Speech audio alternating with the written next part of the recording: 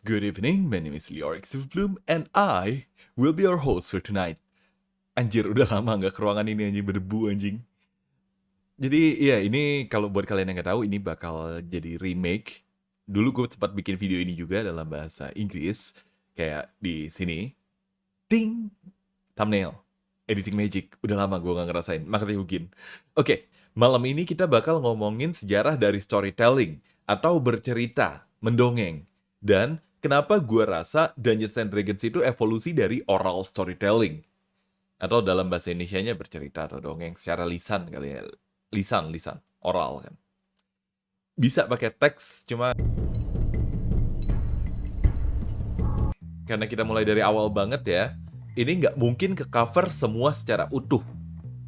Semuanya itu nggak, semuanya secara storytelling keseluruhan nggak mungkin. Tapi semoga poin-poin pentingnya bisa tercakup lah ya. Dari zaman manusia purba duduk di sekitar api unggun di dalam gua. Zaman batu tuh. Menurut teori, storytelling itu muncul sesaat setelah kita bisa berbicara. Jadi begitu kita bisa ngomong, itu kita mulai berusaha bercerita gitu kan. Tapi karena itu sebelum orang bisa nyatet sejarah, jadi kita nggak tahu pastilah ya. Dan kayaknya nggak mungkin dibuktikan secara mutlak juga, karena ini kan sebelum written history. Tapi gue suka teori yang sebaliknya malah. Kalau kita itu membuat bahasa dan mulai berbicara itu sebenarnya untuk bercerita. Jadi bukan bahasa duluan baru kita bercerita, tapi kita pengen cerita, makanya kita membuat bahasa. Makanya kita berbicara, karena kita ingin bercerita, karena kita ingin menyampaikan sesuatu. Makanya kita membuat bahasa, makanya kita ngomong. Ya ceritanya kalau zaman dulu, zaman purba ya nggak ribet-ribet lah ya. Cuma buat cerita, kalau di gua itu ada serigala, jangan masuk, gitu doang. Simple. Fun fact nih ya, kita mungkin bukan spesies pertama yang menciptakan storytelling. Sekali lagi ini nggak bisa dibuktiin ya secara mutlak, tapi kan kita tahu bahwa ada lukisan-lukisan yang di gua itu biasanya dipakai buat membantu orang purba bercerita secara lisan.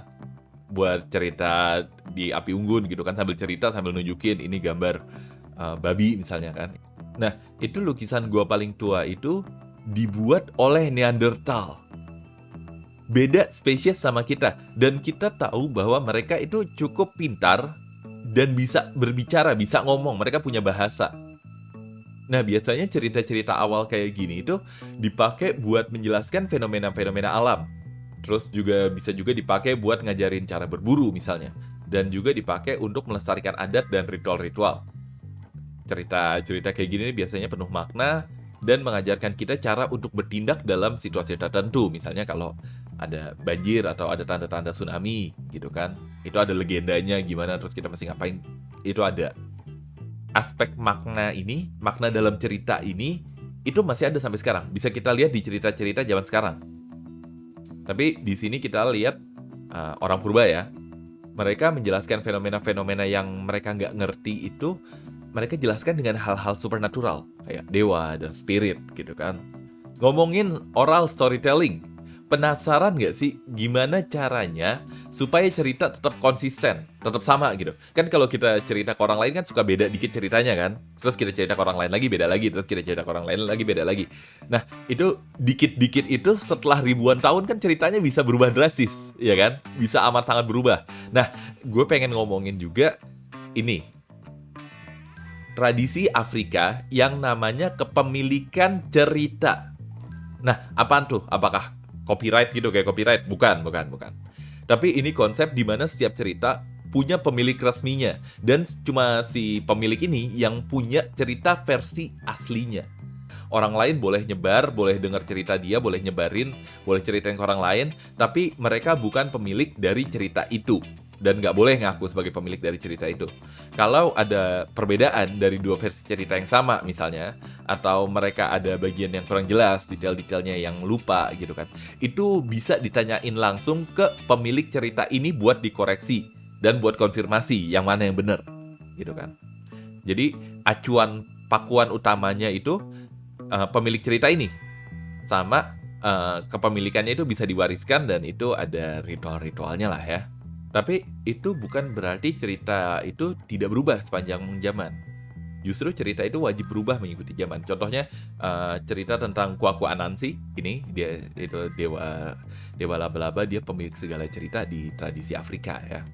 Dia itu trickster god-nya beberapa kultur di Afrika, kayak Loki-nya mereka lah, Loki tapi laba-laba gitu.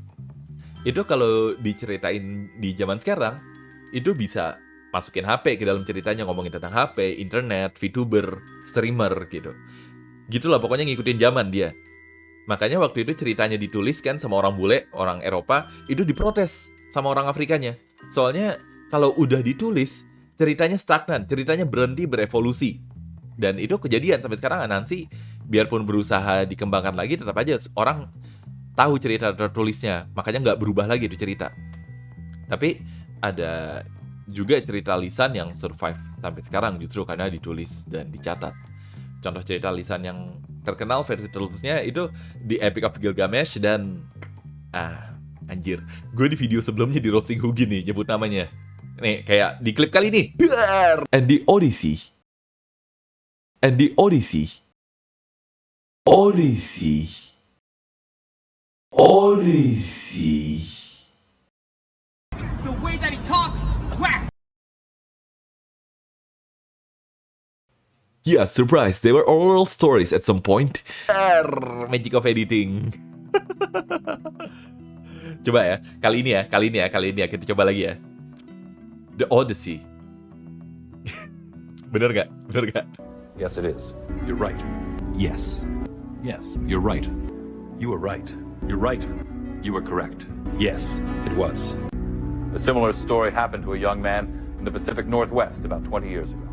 Kalau enggak gue udah di roasting lagi sama Hugi nih. Kalau gue bener ada teksnya mungkin di sini atau ada suara Hugi, nggak tahu. Bentar, dia ngeditnya gimana. I'm having fun guys. Gue akhirnya bisa pakai editing magic lagi. Sorry. Dan cukup kali ya kita ngomongin oral story. Kecolek gue. Kita lanjut ke tahap berikutnya. Written storytelling. Cerita tertulis. Udah nggak apa-apa itu mah masukin aja Gin. Udah capek gue. Buat kalian yang nggak tahu ini emang dipotong-potong udah diedit gitu, jadi gue kesannya ceritanya ngomongnya lanjut. Gue lupa kalau hampir semua yang dicatat itu written storytelling anjir. Scientific report, berita, majalah, novel, bahkan blog dan thread drama Facebook itu salah satu jenis cerita tertulis. Jadi banyak banget. Gini deh, gue bakal ngomongin beberapa yang gue rasa penting aja. Lagian lo juga udah pada tahu lah, hafal lah ya kalau bagian-bagian storytelling yang tertulis. Kalian punya novel favorit, apa segala macam, udahlah, hafal lah. Yuk, kita mulai dari cerita tertua yang kita tahu. The Epic of Gilgamesh. The Epic of Gilgamesh. Ini dibuat sebagai puisi-puisi untuk Raja Gilgamesh sekitar 2000 tahun sebelum Masehi, terus dikumpulin dan dijadiin kompilasi beberapa ratus tahun setelahnya. Terus ketemunya di salah satu kopian bukunya dari cerita itu di reruntuhan library apa sih Indonesianya? Perpustakaan yang berusia 700 tahun sebelum Masehi. Terus ada orang namanya George Smith, dia dari orang Inggris, dia ditugasin sama British Museum buat ngetranslasi dan hasilnya dirilis sebagai The Chaldean Account of Genesis. Nih, The Chaldean Account of Genesis. Iya, itu Chaldea yang di FGO itu asal namanya dari ceritanya Gilgamesh. Gue baru tahu, beneran gue baru tahu. Well, baru tahu pas video yang pertama sih. Ini kan remake, jadi ini sebenarnya gue ngetranslasi video gue.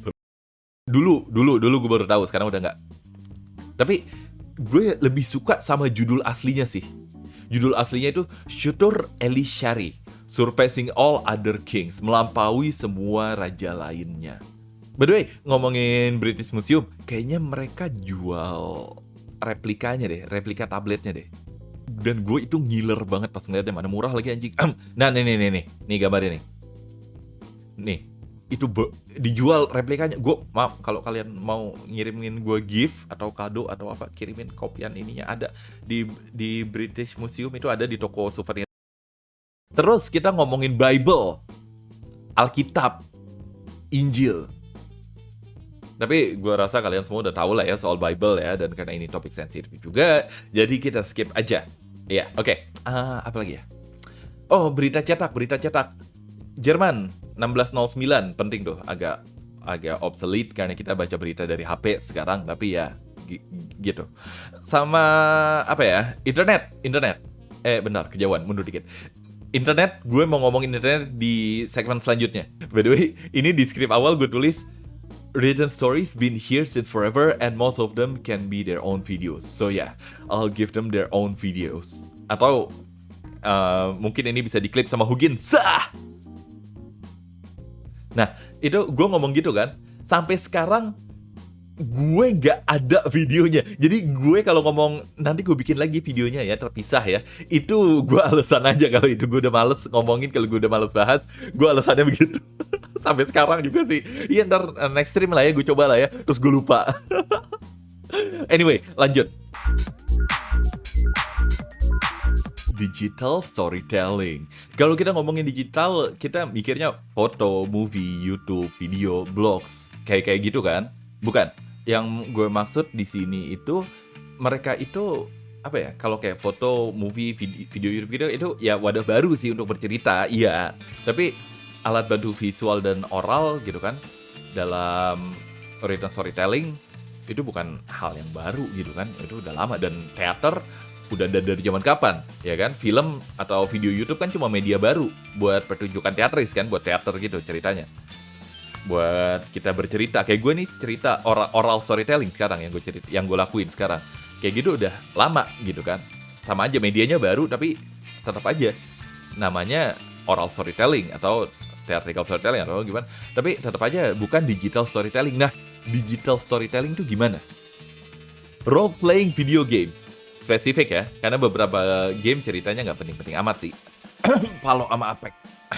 Nggak pernah loh, dalam sejarah kita bercerita, kita bisa masuk ke dalam cerita ini, ke dunianya, dan ngalamin sendiri ceritanya. Oh iya, kita dari dulu udah memimpikan hal itu, gitu kan, kayak Alice in Wonderland. Dan kita bahkan nulis tentang cerita ini, tentang kita masuk ke dalam suatu cerita, tentang orang-orang yang terserap ke dalam suatu cerita, kayak 1001 Malam, Alice in Wonderland lagi kan. Orang-orang masuk ke dalam buku, ke dalam novel, ke dalam suatu dunia, ke dalam suatu cerita, itu kita udah nulis dari dulu. Tapi baru sekarang teknologi kita akhirnya bisa membuat itu menjadi kenyataan. Interactive storytelling. Kita punya teknologi.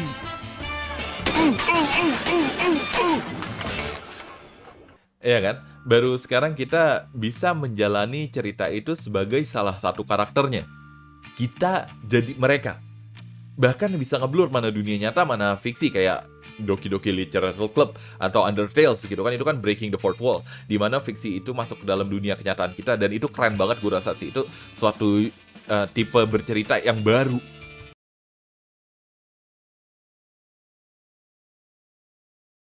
Anjing, gue masih belum ngomongin D&D ya? Anjir. Ya udahlah, buru lah.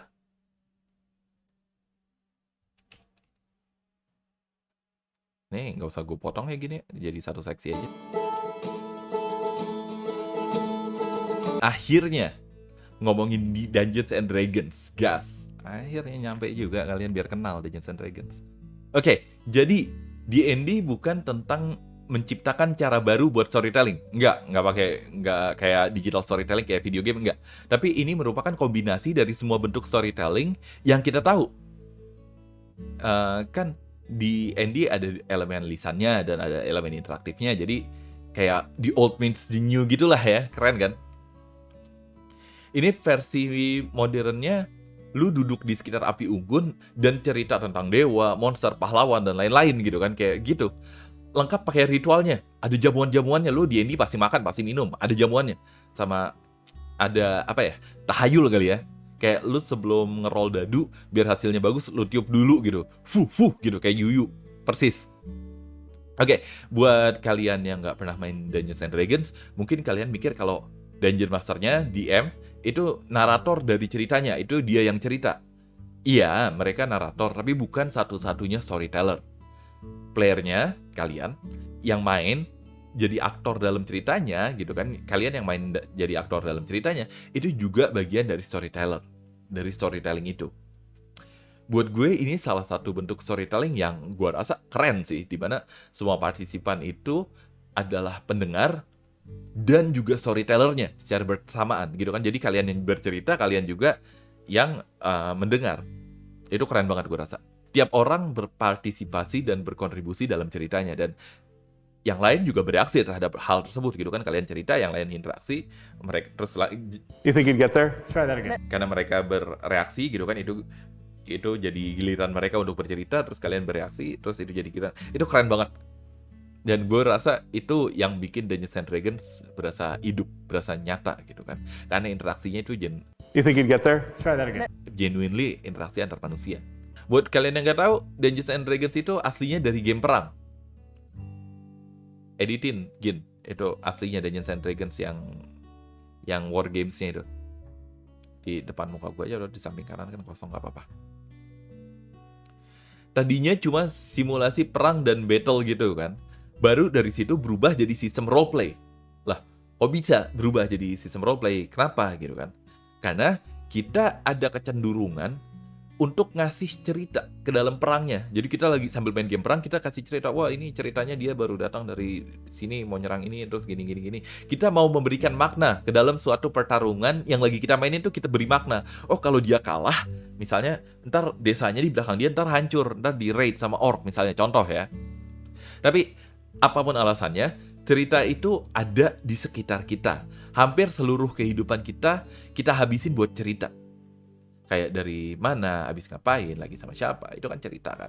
Kita dari awal zaman udah mulai bercerita, dan gue rasa kita bakal terus bercerita sampai akhir zaman.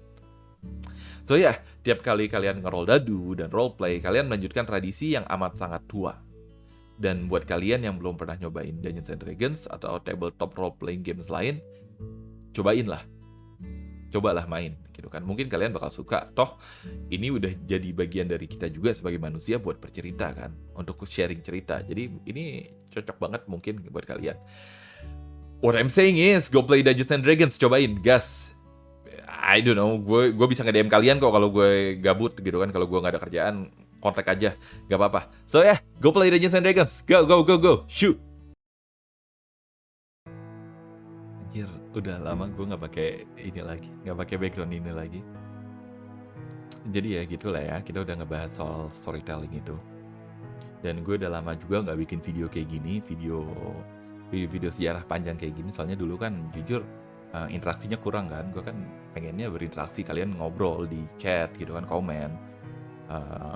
Dari situ kita bisa diskusi, terus kalian masuk server, dan gue pikir kan pakai bahasa Inggris supaya orang luar kan banyak yang suka. Sejarah orang Indonesia agak susah. Tapi interaksi, biarpun yang view-nya tinggi, yang interaksi kurang banget, dan gue rasa itu amat sangat disayangkan. Jadi gue bikin video ini. Terus jadi gue mulai streaming, dan dari situ mulai ada interaksinya kan dari kalian-kalian. Dan makasih banget buat kalian yang udah nonton gue dari awal gitu kan. Udah ngikutin gue. Gue jujur retensi penonton gue bagus banget, dan itu kalian berarti excited banget buat ngobrol sama gue sebagai personality ya, sebagai internet personality.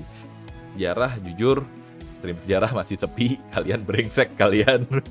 Giran ngomongin yang sejarah sepi, kurang ajar. Tapi ya kayak begitu, gue bersyukur lah ada kalian sebagai penonton gue gitu. Gue udah berkembang juga, dan ini throwback kali gini kayak gini, apalagi ini ide dari kalian juga, dari Hugin juga, dari kalian juga ngebantu ngasih ide gitu kan. Gila sih, keren sih gue rasa sih. Jadi makasih banget. Jadi ya, semoga masih ada ini resource-nya di video ini, jadi nggak repot ngeditnya atau gue nggak usah bikin ulang. Makasih kalian ya.